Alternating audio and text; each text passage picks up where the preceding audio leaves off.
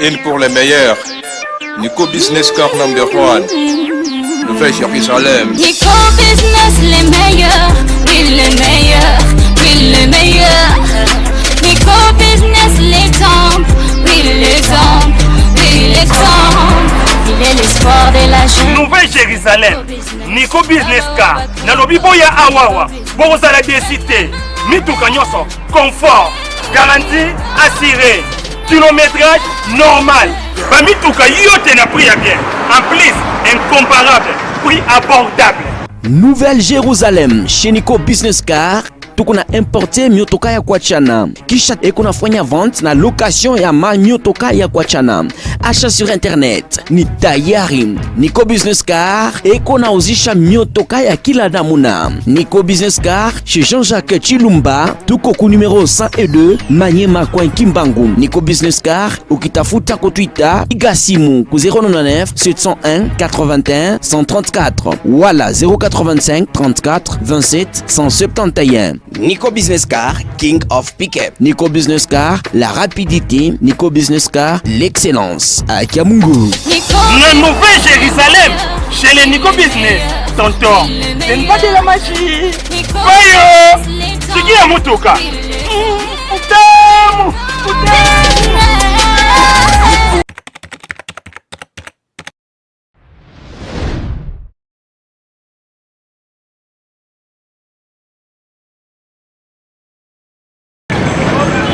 Voilà, état de droit, état de droit, Oyo Etienne Tshisekedi wa Mulumba à la Kibiso, Banda Batanyo sur la Litinaye, et voilà, état de droit et bandit déjà. Au sali infraction à yo, chef de l'état actuel, à l'Obaki, bako filmer yo, basambisi yo, batu bamoni, ok prison. Tu accompagner dans la caméra, tu es au côté de la moni. Plus question au côté de la moutou. Plus question pour masquer l'infraction. Et voilà. Toza awa na matete sous région. Et phénomène ri awa ils ont policier à Kangaki motard. Otubenga ba wewa. Incompréhension à Betty wewa makofa. Donc bibotu. Kutunta wewa akufi na kasho. Lelo audience zali public. Caméra ya tindika pe ya kate eye. Zola kisabino ndenge makambo kolekela ti na suka ti bakosambisa policier. Pas trop de commentaires. Bota la biso en direct mokili mobimba. Bobi ki ratakate na tindika.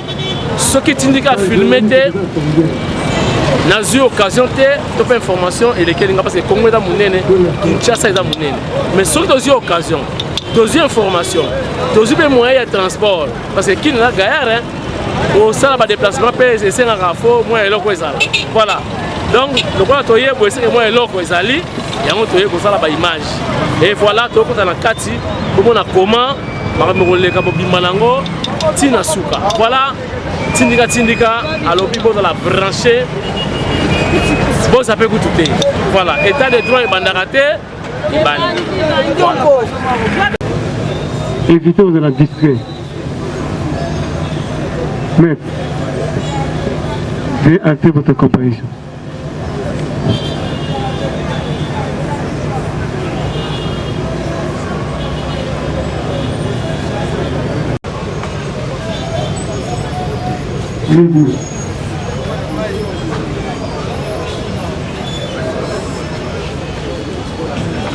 Merci, Monsieur le Président.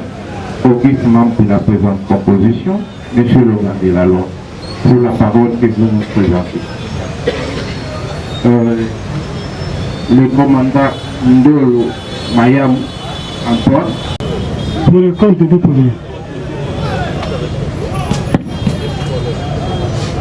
On a posé privé.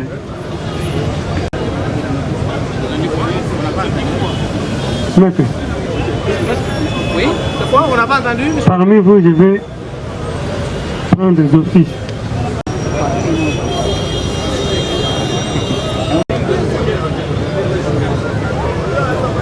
Ici.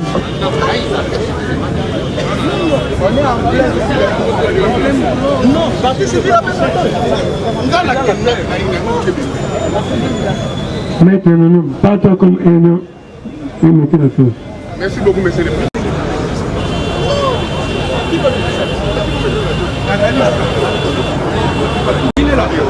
Toujours le caillou. Mettre en place pour assister les élèves, pour assister les tournées.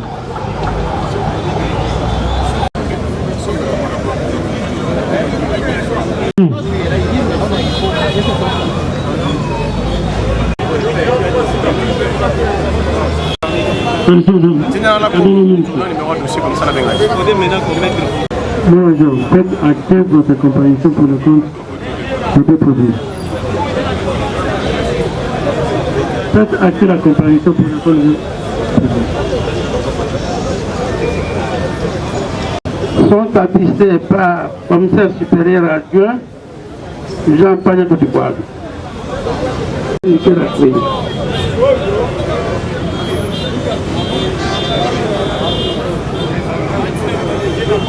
La famille de la victime est présente et s'est constituée partie civile sur le banc.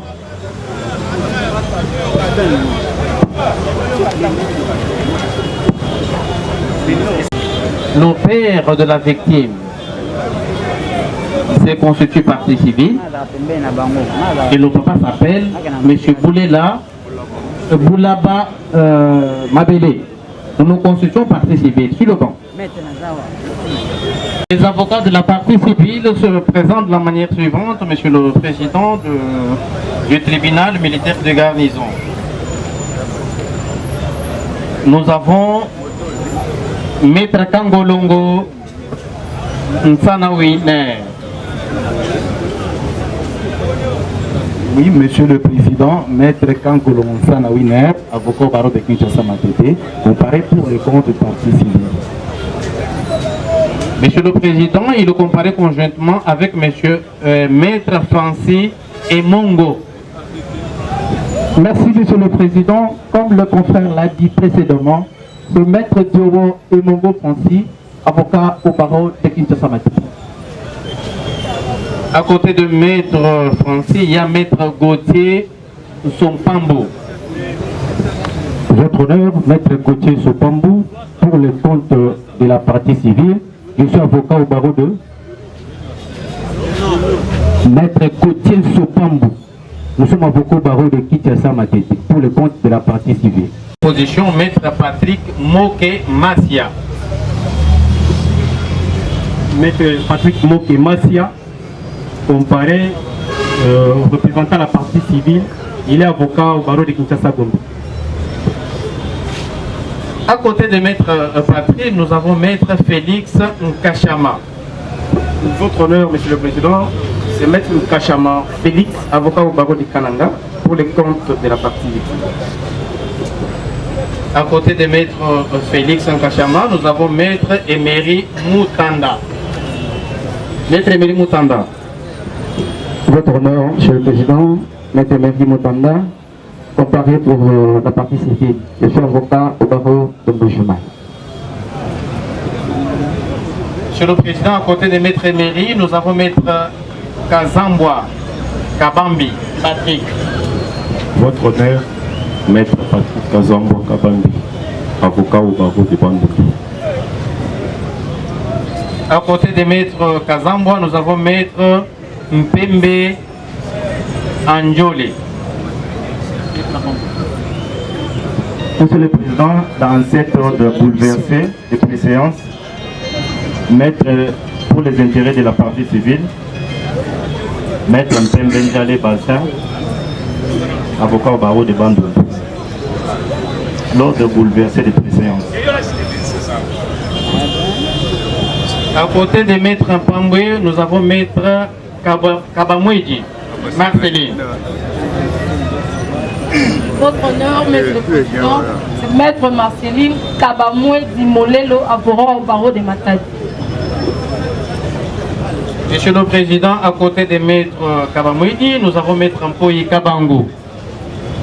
Votre honneur, Maître Mpoïkabango Stachis, avocat au barreau de Kinshasa, Matete. Monsieur le Président, à côté de Maître Mpoï, nous avons Maître Malango Hakim. Et Maître Malango Hakim, Monsieur le Président, nous nous excusons parce qu'il n'est pas sur place, il venait de se déplacer tout à l'heure. Et tous ces collectifs d'avocats est chapeauté par Maître Nkongono Kayemba, votre humble serviteur et préséant, qui est avocat au barreau de Kinshasa Gombe. Nkongono Kayemba, que je suis, avocat au barreau de Kinshasa Gombe.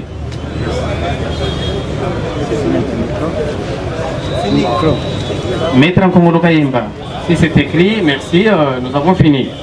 Maître Nkongono, avocat au barreau de Kinshasa Gombe. C'est lui le... Les représentants de la RDC. Les citoyens responsables.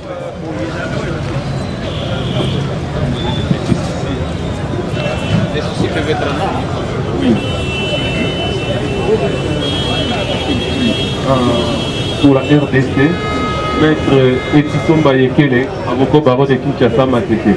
Il y a quand même une petite préoccupation s'agissant de la comparution de la RDC, parce que la RDC n'a pas été unifiée régulièrement et que nous-mêmes, nous n'avons pas été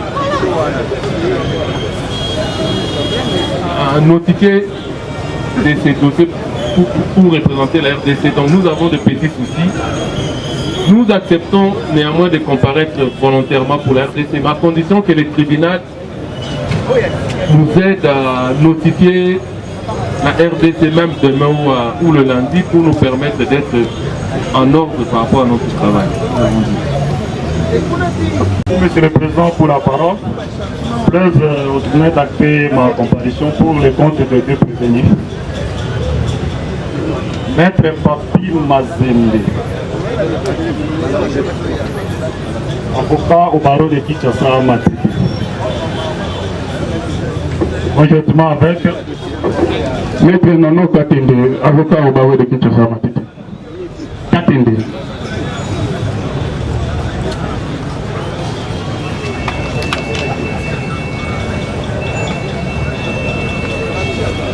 Auguste tribunal, Monsieur le Président, de nous pardonner pour ce petit retard. Tout à l'heure, j'ai présenté les avocats de la partie civile.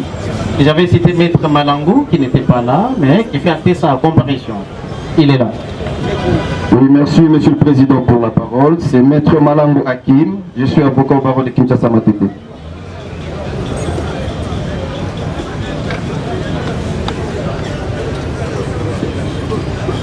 Quand vous faisiez une presse à mon équipe caméra, troisième équipe. Comment on a eu?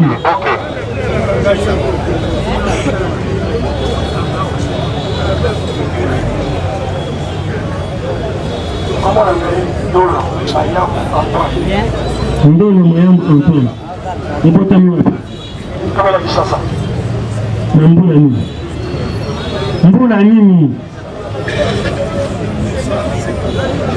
Les quantièmes, les jours, le mois et l'année. Merci Ngaï. 29,60. État civil. Bana. Combien d'enfants? Madame, comment il est?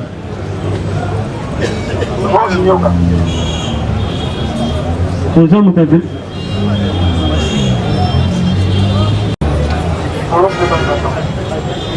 Bandou. Village. Tondini.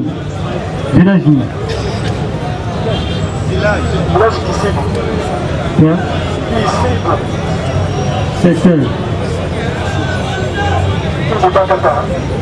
Secteur Bagata. Territoire.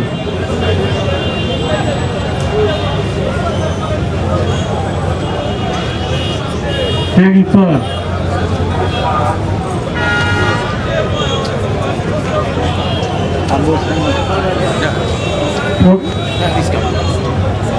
Au côté de la police, Ma quelle est s'il vous plaît? 2002. Vous savez que c'est où?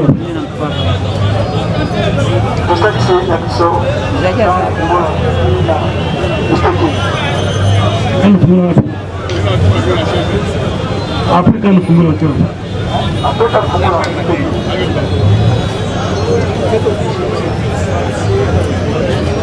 Vous avez un grade mi. Ma petite nuit.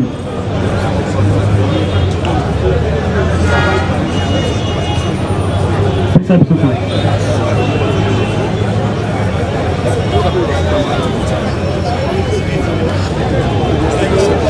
Non, ok. Sautez la médecine.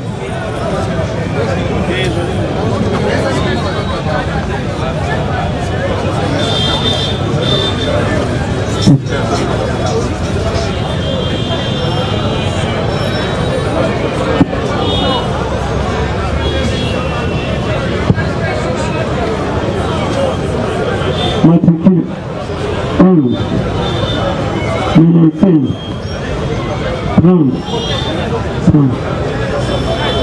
10, 63,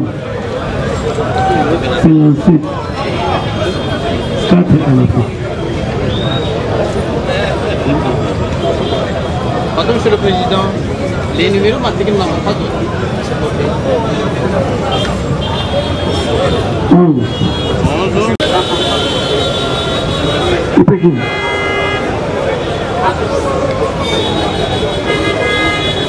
Unité na yo. Place yo osalaka mosala place nini? Lemba.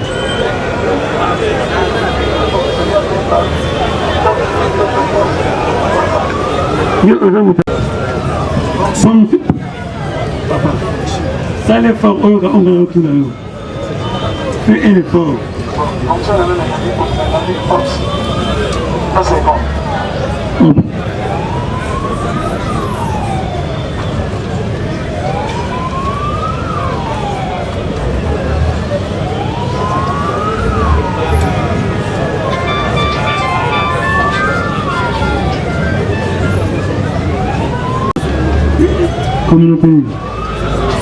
Communauté placée au village.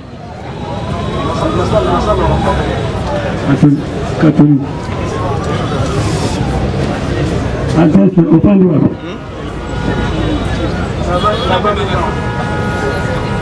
C'est très important. Notre ça. La commune a dû mettre, par là-bas, la dû mettre, numéro 26, quartier Matrandé.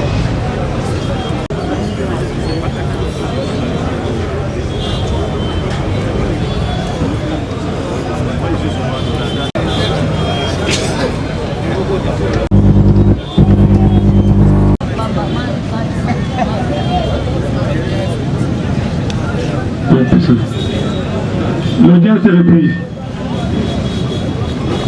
Les serviteurs, pourriez-vous de nouveau nous rappeler d'une manière succincte les faits pour lesquels nous approchons pour nous?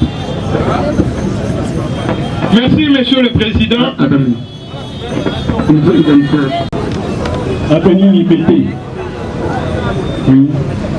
Numéro combien? 28. Quartier Matrandélé. Oui. Bayoka Bakunda Trésor. Comment? Bayoka Bakunda Trésor. On peut tenir un peu.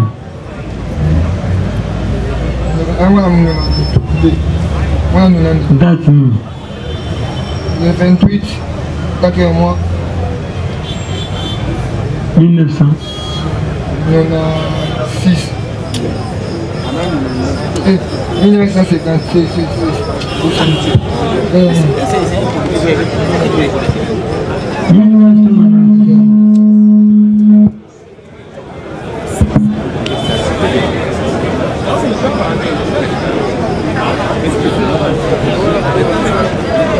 Yo tangila disso. On peut te mettre en plein. Trésor. 29, 4 mois. 29. Avril. Avenue Bongon. 1900 combien? 1985.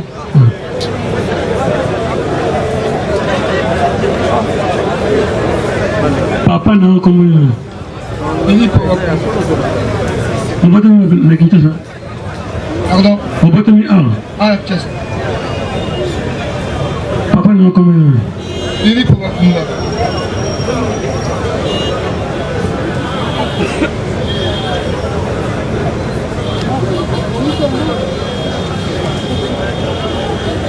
Azalita quoi? Azali. Maman comment il est? Maman est Ariette proche. C'est ça. Voilà, Zala allez. Mon maman Azali. A continue, bangwana pour passer le pays. Vous connaissez auditeur Azali pays. Vous savez mon dos qui, vous savez même. Zala allez. Hein? C'est ça. Zala allez. Faites-nous confiance. Maman comment il est? Ariette. Franchement. Azata quoi? Azata mon village.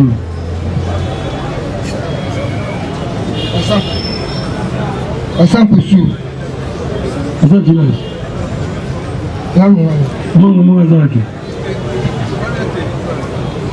Village ni mboka ya mukie. Namda Jol. Jol.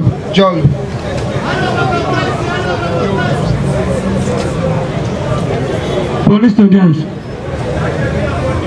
audience. Président Major. Ok, mon azokan akuna.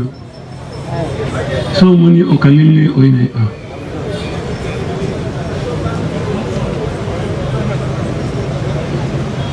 Territoire.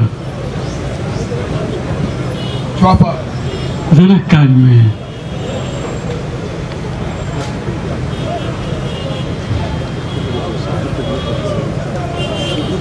Tu vois pas?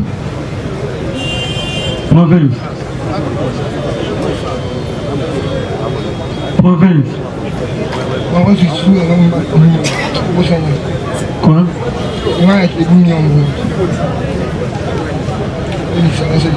Police audience.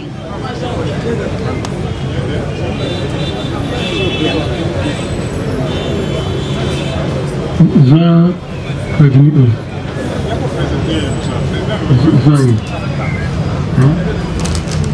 On fait placement à paix madame. Et moi j'en ai l'équipement. Délit d'audience. Les faits tels que rapportés par les commandants districts.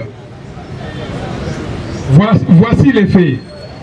Hier, la nuit, aux alentours des 20 h, un taximène moto, communément appelé Wewa, était appréhendé par le commandant Ndolo et son équipe. C'est alors que la communauté des taximènes moto sont allés voir leur chef, un certain dénommé Chichi, pour lui exposer les faits. C'est dans ces circonstances que leur chef, M. Chichi, va venir voir le commandant Ndolo pour lui expliquer qu'il n'était pas de la PCR et qu'il devait sans condition remettre en liberté les prévenus qu'il avait arrêtés par devant lui. Et c'est à ce moment-là que le commandant Ndolo et consorts vont lui dire qu'ils n'étaient pas habilités à leur montrer leur travail. Ils vont les rentrer dans leur office et dans leur office, ils vont lui administrer des coups. Et ces coups ont été faits à l'aide d'un bâton qui est là-bas, que vous verrez d'un moment à l'autre. Nous allons nous déplacer sous notre demande si le tribunal va accorder. Et un tournevis. Ils vont lui administrer des coups. Et suite à ces coups, la mort va intervenir. Amené devant les médecins à l'hôpital général où le corps est gardé, le médecin va constater avec impuissance un arrêt cardio-respiratoire irréversible, dit aux coups et blessures lui administrés. Voilà, Monsieur le Président, les faits pour lesquels les deux prévenus sont présentés par devant vous, nous avons dit. Ya kopesa yote bala moko bobandi kobeta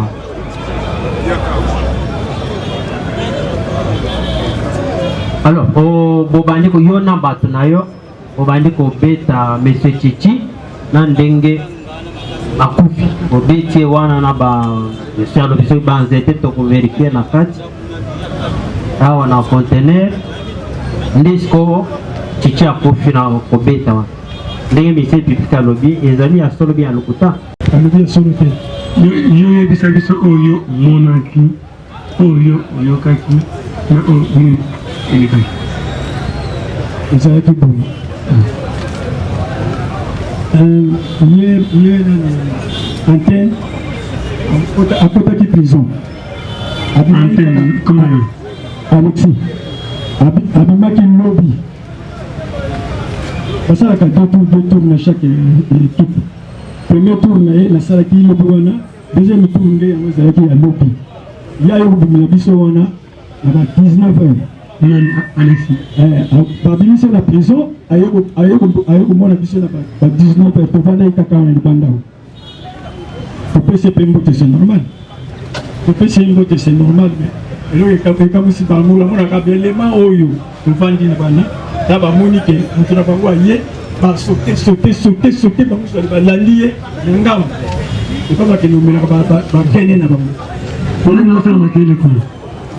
kolongwa kuna na kene ngai nayebi kutu eloko te nabandaki wana na zelomoki mbala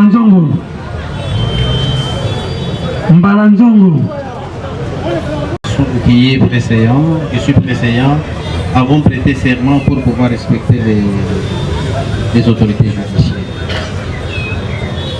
J'ai doute fort qu'un avocat comme moi puisse mettre en ayant aux autres. Vous avez bien dit un avocat comme toi, pas comme tout le monde. Parce que j'ai tout vérifié.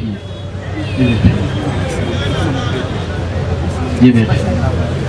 Monsieur le Président, lorsque le ministère public a ordonné que le taximène moto qui a été présenté devant vous soit mis derrière, vu comment il a été malmené. Et nous avons même levé notre petit doigt pour pouvoir solliciter de votre auguste tribunal que ce monsieur soit traité avec beaucoup plus de dignité. Parce qu'il est citoyen congolais. Je dis, je vous remercie. Je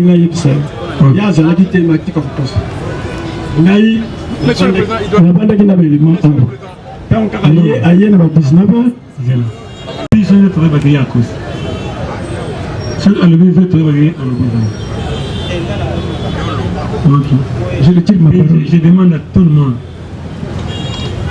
juge, magistrat, assistant, un minimum de respect entre nous. Vous êtes des grandes personnes, des citoyens, des avocats. La loi nous dit à nous de vous croire ces paroles. On fait totalement confiance. Et comportez-vous comme des hommes. Si vous nous respectez, nous également nous allons. Si vous respectez le grand de l'autre, lui aussi va vous respecter. Faisons les choses comme des professionnels. Mbalasuka au ministère.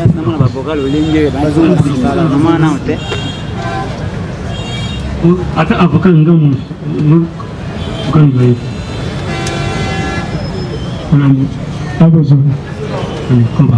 demande tout d'abord, ils étaient combien au poste? C'est ça, monsieur le président. Oui, nous demander, puisque on est encore dans l'étape de la version de fait. C'est ça, monsieur le président, puisqu'ils étaient au nombre de combien? Ça, nous voulons savoir. Nous sommes assez. Non, pour les gens qui étaient au poste. Oui, merci. Ok. Bon. Ayo kutabisa na 19 wana kopesa pe mbote moninga yemi avenir prison kopesa mbote mbala moko adouble akei na paro moko amelaka na ngamba elema wana balandi ye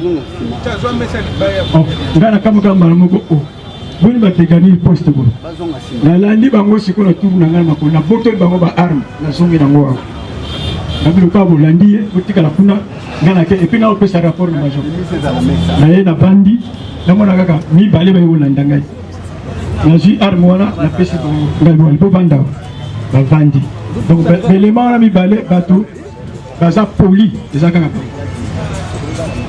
toza na deux équipes équipe ya liboso ezalaka mpe équipe oyo ya ye oyo yawuti prison ezalaka équipe A siko tovandi natelemi biso osubaka kote kuna nasuba kuna elemi nazokende mpo nasuba nakomi nasuba orke ntango nazokende bango bakuya bakangi mutu bazoya na ye ngai na osuba kuna ntango sikoyo na baluki nazonga na yo bakuna na konteneur nini susu kuna elema alaki abi mais bazobeta mutu na kati na ye mbango nakoti porte bakangi na petit porte bafungoli ntango nafungoli natali bo ngabi Alexis ozobeta mutu oyo mpo na nini asali nini ngai nayebi te boyebisa na longa boyitale balinga kobeta yo mpenza mutu na oyo esala su malamu te yo oyokaka te bo lelo oyo kosala mpe nini ako ososala na nga sikoyo na kozwa mbeli obe motonga na tobola yo tokango basinga tokeni bako na bichakuchaku ntango bato bakomona batuni tomoni komanda kuna bichakuchaku babia abimaki ye moko kaka kendei kuna oyebi ndenge elekaki te nabimi nano na libanda ngabi ngo eza likambo nino nokosuku ngabi nononono naye kuna na kati natindiki ye baza kopete kote papi natindiki ye akomi na point pale akomi na point aelema atikali na pusi bango nata mutango alali na se na pesi loboko na simbe mpona telemisa ye Alexis apesi ordre na basoda ya benga basoda na ye bobeta mpe ye chef ango bobeta ye mpe lieutenant abandi obeta donc babete naza na bapanzi ayo esanga pasi nalobi oyo ekomi problème mosusu nabimi mbangu emi na kati na nsima ya contener ozwi appareil nabengi chef na biso nabengi major tala likambo ezoleka boyeboye major nani kati nabengi major tala makambo ezoleka boyeboye tindelanga belema soki bayenoki te likambo mosu ekokweyawa major alobi mais yo oza chef kaka naza chef d'accord me nazokomande basoda bakanga ye balingi kutu te bazolenge babetanga nango monge na kimi bo na kati mpe nazongi awa ntango nazongi na kati awa ngabi te soki natali kaka boye emosimba te boske ezangako lelo wana nautilisaki force ntango nakoti ye moko Alexis napesi kude te kakwe na sewa nalandi belema bazaki wana nazwi nzete bakimi libanda ntango naza kobima Alexis akangi nga atinga ya se bapolisier ya miso pamba ye babandi kopeka koniaka sikotala na telemi na kima bakangi nga wa poche na nga oyo ekatani nakimi kaka nakimi na kiti soko kuna na se kuna ntango nakomi na se kuna nabengi su major même major nasengi ye titilanga belema wa moyete major alobi bon ça va nayoki bongo bato yango ti sikoyo nano baye te ngabi eloko moko eza te minute tozolekisa oyo tokomema ngambo awa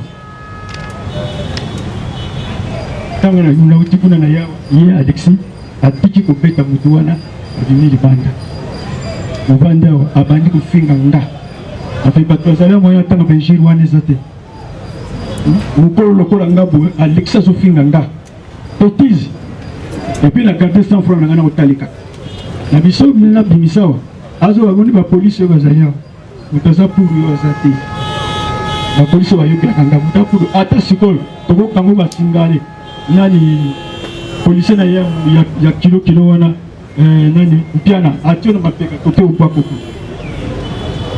lokola nazalaki na moto akoepolenga te napandi kaka nye nazotala ye asilisi nga na kofinga apres nayebisi nga lobi yo ozobosanaka nga aza komanda na oza komanda nanga te komanda ya pamba ngabi nga komanda pamba merci salo yoyi sikoyo abimi nakoti na bureau ngabi natala nanu moto mo babeti comment moto babeti azolinga sote ata kolela ye eza te namoni bandeko na yo ya bawewa bayaki wana baningi baya kokota po batala moto na bango bapolisier na ye bazolinga bakota te nga tuni bango nini o batulingi tokotanga etala bazolinga te ngabi aliboya namemi bango nakotisi bango bango bakoti 3 namona kaka moko abimasi mutu komanda babumiye ngabi akufi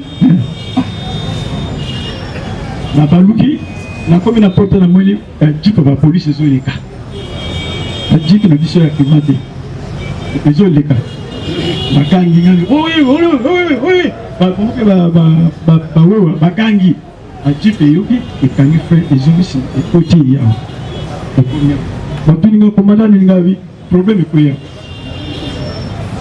Alexis Yantenanga a tabassé Moutoua Waboumi. C'est vrai, hein? Vous avez raison. Tout à fait d'éléments, à Kengela, pour tomber sur cette yo, matin, jeep. Tant que tu matin, le balbi, le talbo. Oh, moi, je suis une nakata Moutoua.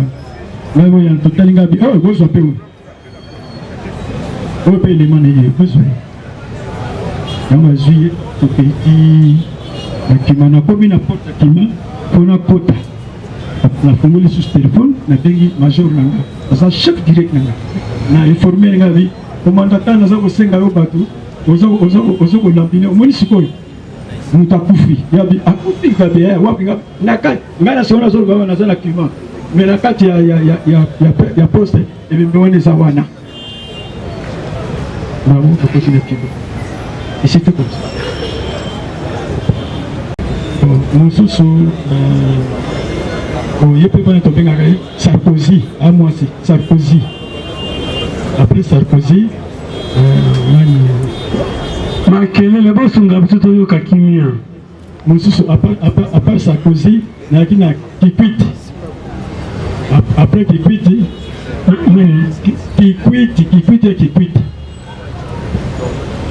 après Kikwiti Piana.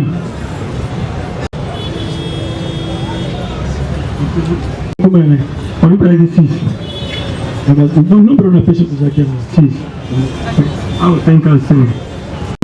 Il y a ça la tour qui est au côté.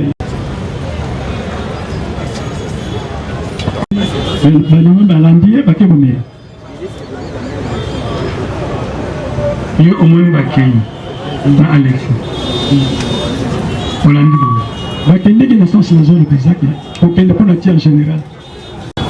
sommes en train d'entendre le prévenu Ndolo. Et pendant que nous sommes en train de l'entendre, Monsieur le Président, ses complices sont avec nous. Ils sont en train d'entendre ce qu'il est en train de dire. Pourquoi ne pas écarter ces gens-là pour qu'au moment où porter lorsque nous avons besoin d'eux. Les complices de qui? D'abord, on devrait entendre, il y a un deuxième témoin que nous avons mis de côté. Le deuxième prévenu qui était ici, il est derrière vous, en train d'entendre. Il est en train d'entendre. Comment se déroule l'audience? Il est où? Monsieur Bayoka, qui était avec nous, est en train d'entendre la déposition de son complice. Nous aurions souhaité, Monsieur le Président. Oui, il est derrière vous. Mayok, on vous appelle par le tribunal. Non, mais il est pas maître. Votre honneur, monsieur. Il y a un problème. Votre honneur. Attendez, maître. Les choses ne doivent pas passer comme ça. Mais ce n'est pas vous qui devez appeler Mayok. Maître, écoutez. Je vais commencer à répéter chacun de vos mal. Merci, Monsieur le Président. Si vous vous comportez mal avec tous ces mains. C'est ça. C'est ça. Il est où, monsieur? Il est. On venait de la. Il est là. Non, la commission.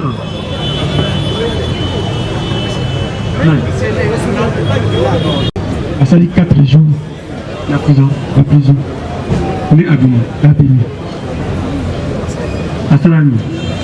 Bon, ils ont makambo na ye moko asambisaki makambo moko ya bana batekaka masanga awa na bapangi akangaki bango aye na bango awa asambisi na ndenge na ye sikoyo akamati dossier yango atindi yango na parke ya Matete tandis que batindelaki ye awa asala po azongisa boye mais ye azwi yango akimisi yango na kote ya Matete. osala na Alexis bambula aponi na poste ye élément na ngana Alexis awa ngana omena Alexis te abishi oto okende oto poti soko 5e mois ngana Alexis 5e eza mofu 5 mois eza mofu commissaire Ndolo eza policier osundaka mandoki mpona ye oyeba moto 5 mois eza bila oyeba ye na isla yeba ye po toninga tosali makolo caractère na ye ezala ndenge ema aza caractère moko difficile brutal ntango amemi na prison andosala poste na yango poste na yango ntango aye na prison ye moni otunaki nga namoni ntango aye na poko na toni topesi ye mbote ngabi ndenge nini oyo na bimi oyo nini prison esanzinga na bimi na ngai bon ça va mais sikoyo nini oyo naye kozwa bilamba na ngai wana nazokende ndako nakoya kosala lobi ngabi ok mais avant yo banda kosala okolekana directement epai ya major apres nsima major apesi nzela oye okobanda mosala lobi kumbaka moko awa te ani sava mabimi akei elema mpe balandi ye omoni place makambo ebebi bake komelamela bazwi bakwiti bakangi motu wana sikoyo bazwi yana ye omi ndenge ezalaki est-ce comportement wana osalaki moto awuti prison aye batiki chef na bino ayebiki Alexis azalaki na prison abimi en tant que commandant eloko liboso oyo somi na mokonzi moto tel te aye na prison abimi tosala merci ye moko mpe Alexis abengi major abina okesala nini kuna po ezala ndaka te naleki apo nazwa biloko na nga nake ndako nakoti naye kozala sapoche na ngai nazokende ndako oyo eza biro wana biro mokolo biro ngai naza seconde naye mokolo biro eza leta eza chambre na yo te ndako na yo te voiture na yo te eza biro ya leta donc soki oza na élément moko na kati ya kope na ata ake punition du corps mokolo ya kozonga akozonga ifo mokonzi oyo akolaki ayeba moto awuti prison mpe oyebi ye bien aye otiki kalme ane c'est normal etikaki polele te nalobi boye ntango ayaki apesi biso mbote alobi azolekani na ndako akoya kaka lobi ngai soko olingo ntango koya lobi lekani akende koexplike major ke ngai nabimi nazongi mosala ntango ye abimi baelo balandi yo ozalaki wapi ntango Alexis abimi awa ayeke komela masanga baelema oyo balandaki yo ozalaki wapi nazalaki nalandaki baelema mpo nango batiki na ngonga nini yo olandaki bango est-ce ntango bake bameli masanga to ntango bazobima ntango bazobima boye bayebisi ngai te balobi te akomanda tozosomba tokesomba bamikate awa na GG marka basima oyo tozosomba nga kasi boye po mpe batikalaki awa po mosu bakei awa alo nakamwe mbala moko eloko ezaki je basali bubu commissaire Ndolo être commandant ça signifie quoi? C'est commander. Commander et étant responsable. Moto a été prison. Attends un jour, 2 jours. À une poste, à côté à Bini, à Kébé et non à Banani. Peu autant de Morocco. À côté à Kiste, dans une bataille, il y a qui à côté Kiste. Boyambi na cour. Aleki apesi biso toki na kanda o apesi biso mbote toyebi biso toni obimi boni le kasi na yo kapilo na kena na ndako yo na ndola la pili ko sangu lobi ndena yo bana misala ngabe ne lokoko ya lobi le cas kuna na siati oyo bisanani major so major est formé bongo yondo yo wede ne saki yepa ndimi motuna ezapo donc Alexis aye boyambi après si nous mbot aki ba élément na banandi comportement de est-ce que vous êtes responsable ou irresponsable? Un commandant n'a pas expliqué na expliqué na va comment il bien na cadre na major to président oui mon major zo mon ndenge na expliqué na zo expliqué ndenge zali ami ndenge so na balona pour nini major kati ati kaka yo responsable amusu ba to ma elongo so batate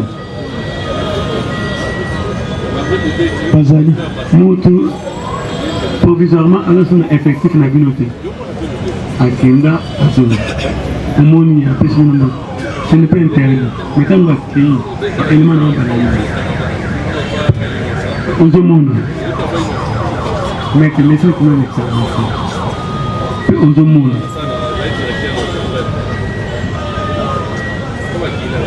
makei après quelques minutes yo olandi bango quand va kende basali minute bonne mazoni bako yoka quand Alexis ayi après ce nombre abendi baino bakati ngela après combien de temps yo olandi bango ça va être temps après plus après quand vous avez 5 minutes quand on a pas la taille vide on a dit oh na maman ko na landi akebota ba arunga suri ko yate nazo funda mo mala mo ko na écoute dans ça ah oui et c'est pendant les heures de service il est autorisé les autorités c'est ça on dit na bonne akebota na minduki bazo autorisé parce que na belema na yé mo ko so ça ba ko na ndenge mo bayo ka ko quitter le ko la yimo mo commission on dit que baza ndenge mo on se laisser faire. C'est pourquoi nous cause de la commandant Isali. Ma élément la poste. Infiniment aïe. Infiniment aïe. Attends 2 minutes, attends 3 minutes, 5 minutes. Vous dégagnez une poste. Il y a pas de chose. Vous avez les cambos et vous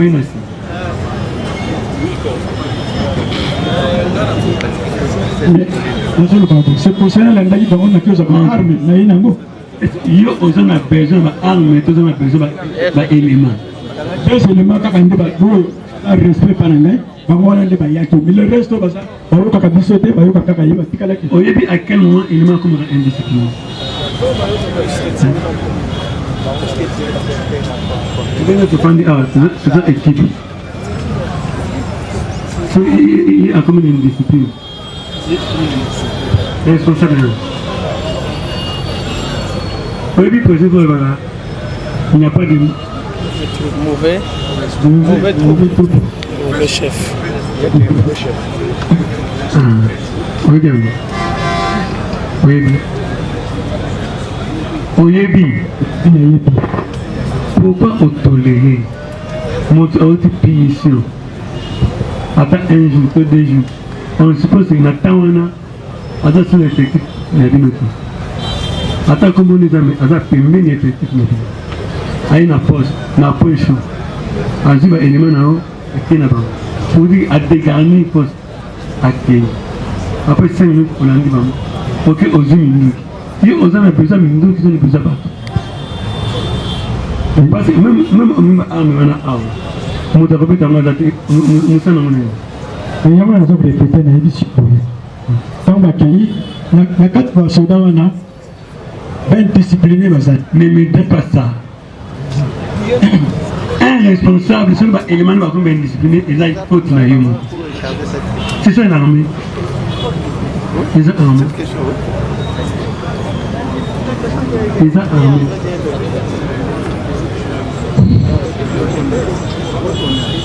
mais que nous sommes à l'aise.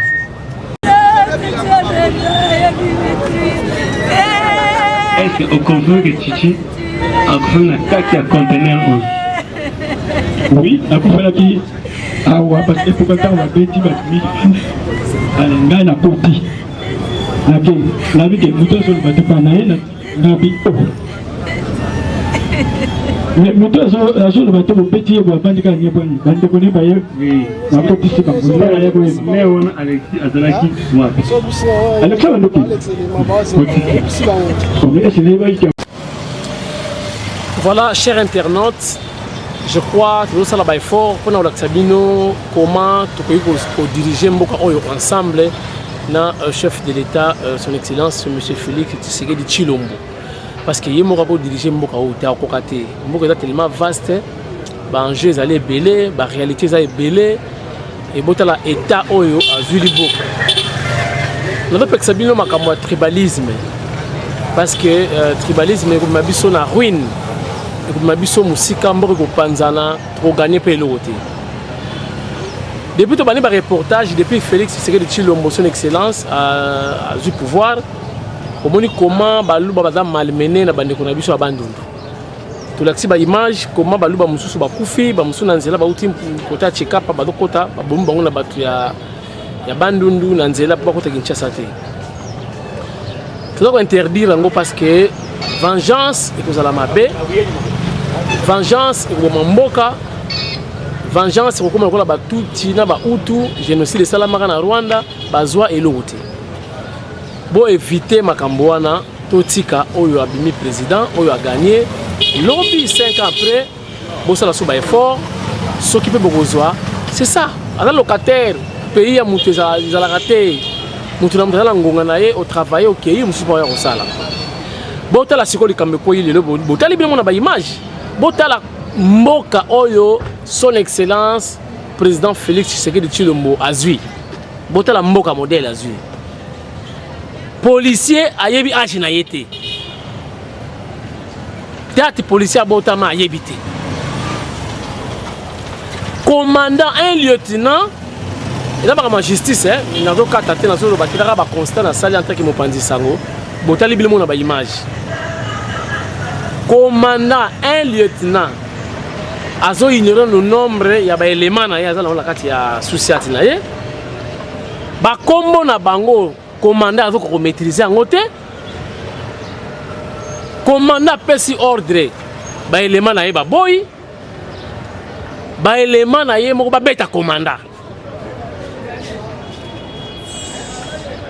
élément muso outil prison aye na société avant de service te accueillir que nous mela lotoko na ye bolandi ningi bazolo bawana accueillir que nous mela mo lotoko na ye ba élément au bazali des services ba umbi batiki sociat na ba arme ba kena bar ba ko mela masaka commandant zawana bozo mona président Félix Mboka zu modèle za de poisongi sabatu na nzela vraiment faut attendre. Donc commandant va benga ba policier na yeboya ba policier ba boyi koyoka ba ndimi ko nomela masanga ba tikina ba kena ba arme na bar soda oyo azana de service te amemi mutu akangi na bar aye na ye na sociat abani ko beta ye ti ba bomiye commandant zawana respect ya commandant kutu ezati bomoni président Félix Mboka zu modèle za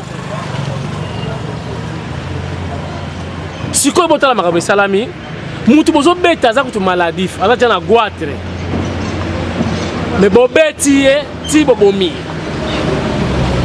bo tubiye na bibende ba tournevis bo mena banzete sikoy mutu anga kufi comme nani chichi no autrement dit Tshisekedi mutu abomi ye pour la justice hein, c'est-à-dire dans le innocent ba to sambisa ye mais commandant mutu abomi mutu abandundu.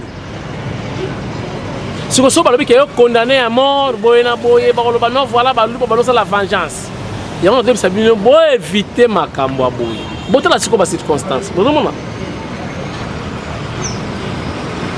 Commandant, Moutou Bandundu, Moulouba, Akoufi, Nabiro Naye, Moutango Akoufi, comme on a Chichi. donc Tshisekedi. Donc bobomi Tshisekedi na bureau la police commandant Mutabanduni.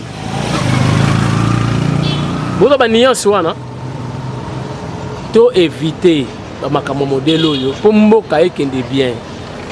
Parce que so ba sanctionner mutu wana mabe, ba condamner à mort. Oh non voilà. Pour bomi muluba, ba lo ba zu pouvoir.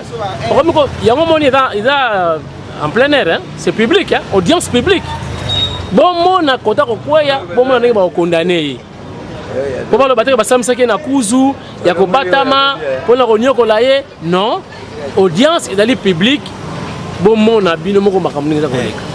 Pour nanga, je crois les deux na suki wana parce que ko sala musano c'est difficile.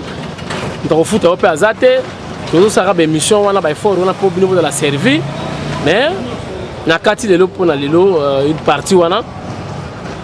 Je crois bon boni constat na sali donc ça dit policier. Aibidati na de naissance té. Mais ça la rawana. Policier, à la contrôle, il y a des éléments dans l'été. Voilà ce qu'on commande. Bah, donc ça peut respecter. Donc les éléments, bah donc ça commande là, bah on respecte. Donc la police indisciplinée. Comportement wana. Il y a des la binomo comment chef de l'État modèle il y a. On a pas cas isolé hein. Ça dit bah cas bon ça est belé. On est dans la police. Ce que tu comptes dans FARDC, ils en ont. Donc indiscipline. Botala ba comportement ya bonakata la police au mokonzambo kazu. Il faut qu'on redresse, il faut recyclage.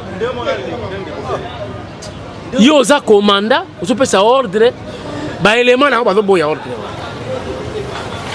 Ba umbi ba préfère nommer la masanga. Na ba arme na bango. Batiki commandant na place. Est-ce que commandant ça la musala na place na bango. Commandant qui ko botola bango ba arme ayena ngo na société bango batika ko mela masanga. Oyo police ya ndenge nini. Et puis police okangi wewa. Parce qu'il faut beaucoup matina niveau bomaye. Mais maye na police ya ba benga na portugais ba transit. Donc bah roulage routière pour la police routière. Yango wana pour la conclusion, l'homme il faut à la place qu'il faut. Chef de l'État Salamakasi azong ça vraiment Congo na rail. Recyclage faut ça la mana armée, recyclage faut ça la mana la police. Toye ba okoma lieutenant depuis année nini. Au salanini la kisa ba bulletin na yo otanga wapi. Nous sommes faut balandela ngona la police. Même na FARDC, même na fonction publique. Na fonction publique même dans la police, le coup est fictif. Bato basi ba kufa, ba mbongo zo bima kaka. Bato alia ka mbongo wana, ba yeba na. Il semble, c'est une estimation il semble qu'il paraît 4 à peu près 3 milliards et quelques bima kaka ne wana kindaka na bato ba kufa. Mais bazali ba mbongo wana liama. Non. Tout doit changer et tout va changer. Merci beaucoup. Tout le temps prochainement. Tokoboy na nzoto na molimo tous ensemble. Bye bye. Une pour les meilleurs. Nico Business Car number 1. Le fait Jérusalem. Nico Business les meilleurs, oui les meilleurs, oui les meilleurs. Nico Business l'exemple, oui l'exemple, oui l'exemple. Il est l'espoir de la jeune. Nouvelle Jérusalem. Nico Business Car. Nalobi boya awawa. Bozala décité. Mituka nyoso. Confort. Garantie assurée. Kilométrage normal. Mituka yote na prix bien. En plus, incomparable. Prix abordable. Nouvelle Jérusalem chez Nico Business Car. Tukuna importe miotoka ya kuachana. Kisha ekunafanya vente na location ya miotoka ya kuachana. Achat sur internet ni tayari. Nico Business Car ekunauzisha miotoka ya kila namuna. Nico Business Car chez Jean-Jacques Chilumba, tuko ku numéro 102 Manyema kwa Kimbangu. Nico Business Car ukitafuta ko Twitter igasimu ku 099 701 81 134 wala 085 34 27 171. Nico Business Car, King of Pickup. Nico Business Car, la rapidité. Nico Business Car, l'excellence. À Kiamungu. La Nouvelle Jérusalem, chez les Nico Business. tonton. Ce n'est pas de la magie. Voyons. C'est qui a motoka? Utamu. Utamu.